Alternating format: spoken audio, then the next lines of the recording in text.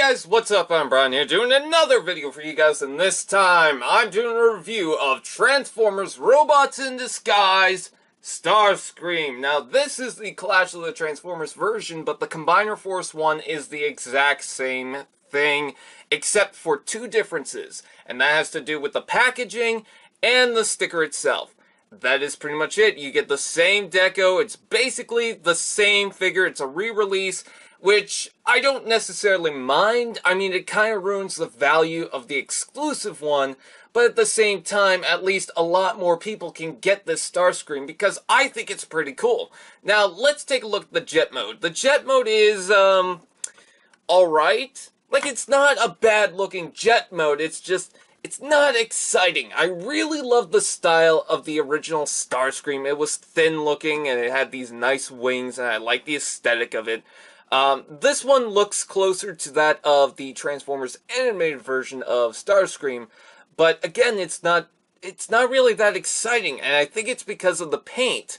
I mean, on the front here, all you get is the yellow. It would be nice to have at least a blue nose cone on the end of this, but they decide not to do that. And then the wings themselves just have a red stripe, which I like the red stripe, but I wish there was a blue stripe or something a little more to the wings. Maybe some Decepticon logos would be cool. I also think that it's odd that you do get this dull gray color, which it doesn't look bad, but you also have this faded blue color to it that's closer to the gray. I don't get why they decided to make two different tones of gray plastic. Just have it all gray. Why do you have to have this faded blue color scheme?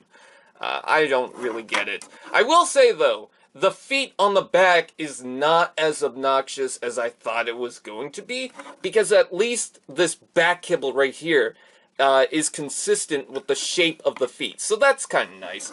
And I guess these are supposed to be intakes or exhaust or something like that, but I think it's pretty lazy now when Transformers just use the legs as the top of the jet. I don't know, that might just be me, but I kind of want to get out of that because it's so obvious, and it's not entertaining.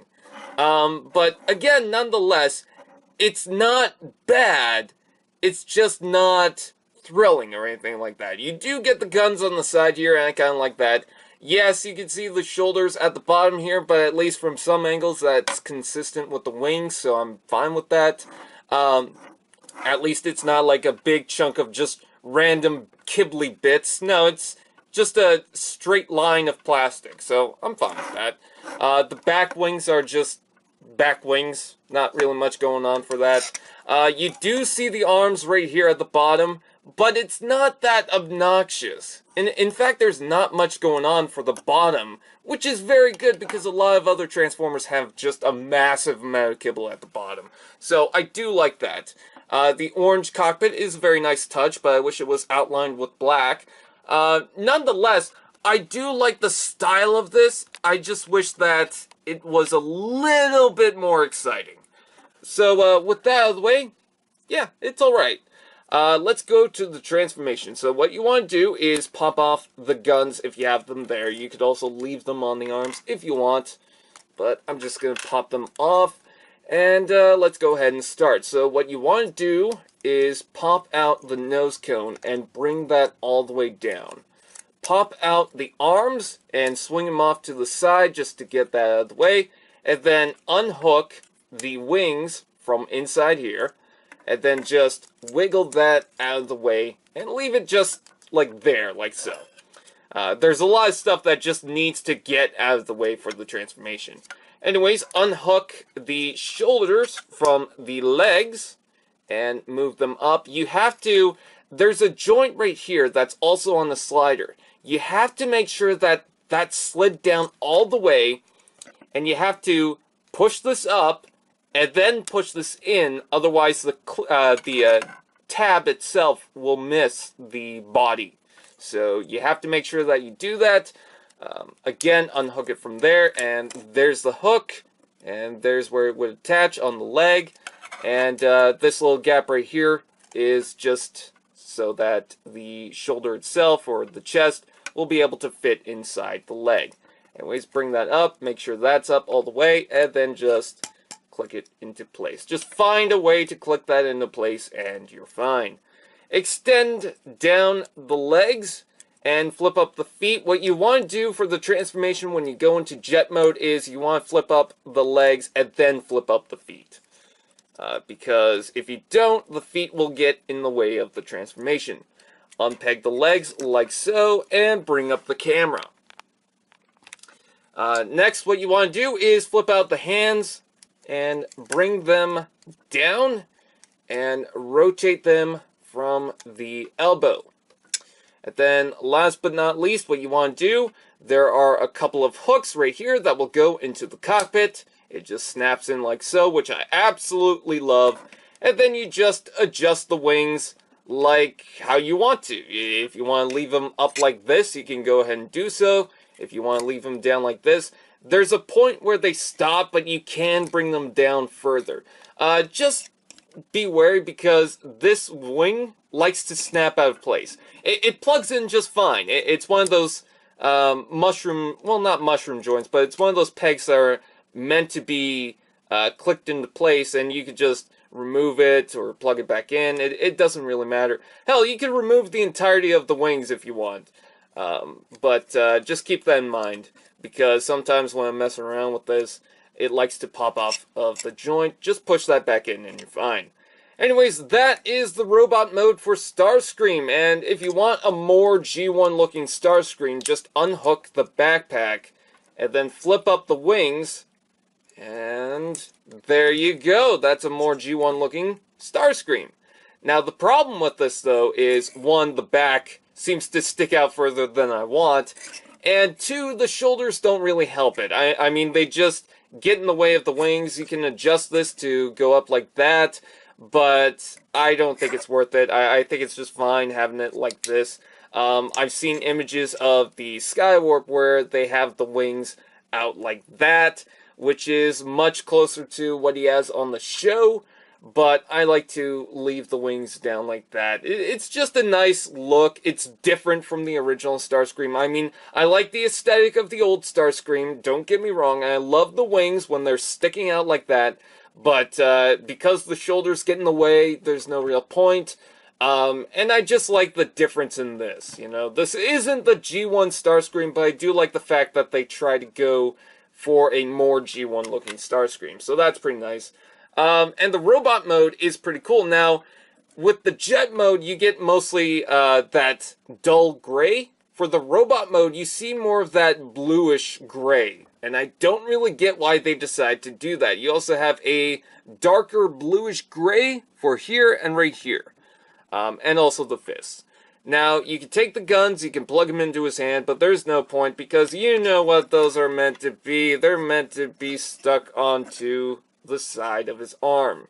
Now, I don't know if in the show, because people were complaining that in a scene in the show, Starscream could have used his guns instead of just waving around his sword like a madman.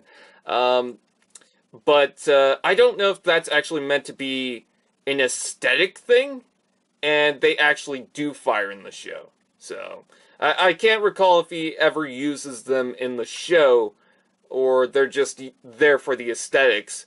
And then, as far as the toy itself, you can use them as a gun. Doesn't really matter. I mean, kids are going to do whatever they want. So, there's that. They don't look bad. They are very simple, but I do get why they look so simple. And I do understand why they're not that much bigger. So it doesn't get in the way of the articulation, because once you move this up, that will get in the way of the shoulder. So I understand completely why they decide to do that. So I do like that. As far as the head sculpt itself, fantastic head sculpt, except for the eyes. I don't like how far apart the eyes are, but nonetheless, it's not as distracting as you might think. It's actually a very good looking head. And I do like the shaping of this, the lines in an angle. I like that shape. And it kind of reminds me of the movie Starscream. So he's got a little bit of a mix of pretty much every version of Starscream. So that's pretty nice. Whether that's intended or not. I will say that the cockpit on his chest is not accurate to what he has on the show, but whatever. Anyways, for articulation, what you can do is move the head side to side. It doesn't go a full 360. You can adjust the wings however you like. The shoulders are on a mushroom joint, and then they can also move out and in. There's a ball joint here, and I guess his fist can move in. There's a ball joint right here, a rotation joint right there. You have knee, in fact, you have double knee joint thanks to the transformation, and then the foot moves down and up.